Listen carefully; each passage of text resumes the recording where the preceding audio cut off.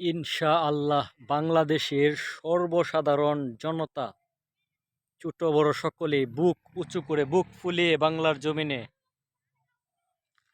চলাফেরা করবে।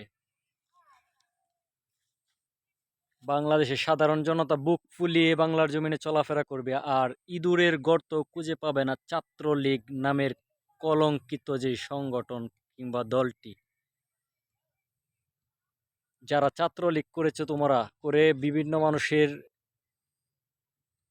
ক্ষতি করেছ, তাদেরকে বলে দিতেছি, এখন আর ক্ষমা চেয়েও তোমাদের কান্না শেষ হবে না, তোমাদের দিন শেষ।